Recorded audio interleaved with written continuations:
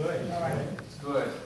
Tonight is a little bit slower just because, like, my part of the job is the most boring part is going through all the paperwork. I hate that. If I could just get up on the roof and start installing solar panels, it would be great. I'm just going to turn that off and talk a little bit louder. Can anyone hear me okay? So, as Jack was describing before, you have a sun. I mean, we all know what that is. Sun shines on the panel, and that's where the magic happens.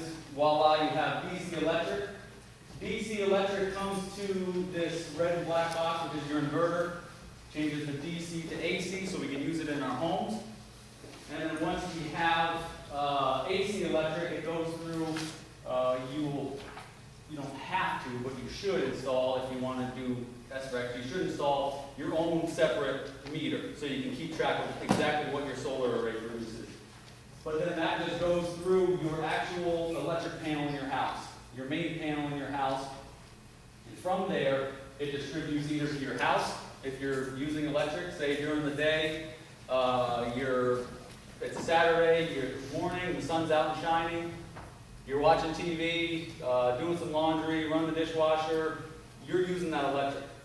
If it's, say, a weekday, everyone's out of the house, kids are at school, sun's out and shining, no one's using anything, then that goes to your normal meter and back out into the grid. Again, during the night you come back, you're using it, if the sun's not out and shining, you just pull from the grid like you normally would. Does that make sense? Like Jack said, your utility company is in essence your battery.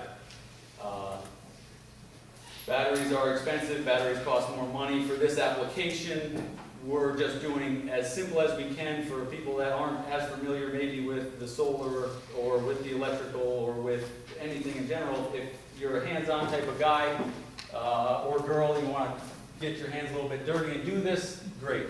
We're going to try to explain this the best we can so you can understand it. And one of the most difficult things is the paperwork process. It's exactly what they want the utility company wants to know exactly what you're installing, and we'll go through that. So, first step we're going to do is size your system. Jack said to bring a sketch, take some measurements of your roof system, and figure out where you want to put your system, where it can fit, how many panels you can fit according to size limitations on your roof or your wallet in general. The next thing is you're going to apply. Whether you live in a community, you want to check with the community to see if you can actually install solar panels there. You want to check if the township, some townships, I know Lebanon Township, Dyeberry Township, Damascus Township, all these in Wayne County, they don't require a permit. But the majority of the ones that we've done in Pike County do, and some in Wayne County, Berlin, I guess some of the others. Yeah, lots of them do. Well, yeah. You still need to get it inspected though. And then also in the application process, if you're not only doing a community and the township, you also need to apply for your interconnection agreement with the utility company. They need to know that you're hooking up to their lines, and there's some paperwork involved with that. After that's all been finalized, you get your permit from the community, you get your permit from the town, you get your approval from PP&L or Penelec, or if you're down from Milford area. How many people are here from New York State? Yeah, New York State, as someone was asking about the lease programs, New York State is big on leases because they have a lot of money. Not only do you have a 30% federal tax credit for the entire system cost, but you also have a 25% state tax credit, up to 25%. And then you also have right now, 70 cents per watt for the NYSERDA program. So all that money combined, if you were to purchase your system outright, it's like a 3-year return on investment. So you have these leasing companies come in and then put up a system for you. You pay them a little bit less on your electric, and they keep the system for 20 years, make a lot of money off of you, and then after 20 years, the system is yours. Unfortunately, in Pennsylvania, the money's not the best. All we have is a 30% federal tax credit, and with that, Our cost installing it is about 12 to 13 year return on investment for a typical homeowner.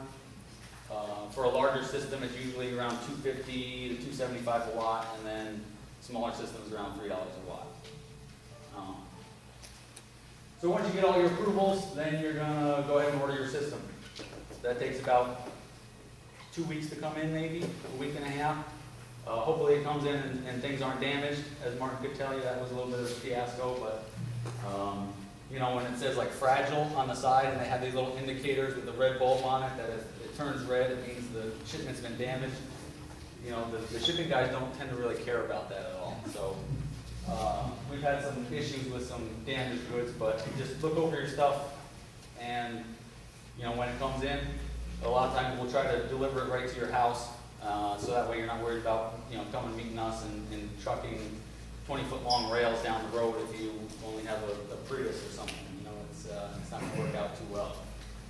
And then you actually get to install it. So once your material comes in, go ahead and install it. Then you have to get an inspection. You know, the community probably is going to want to see it. The township is going to, you should have in the township a electrical inspection tied in with all that. If you have a township that doesn't have an electrical inspection or doesn't have a permit at all, then you need to just contact a local inspector. And if you need help with that, you can just give me a call and we can refer you to someone that can inspect it for you. Do we have any inspectors out here at all? Good. Okay. So,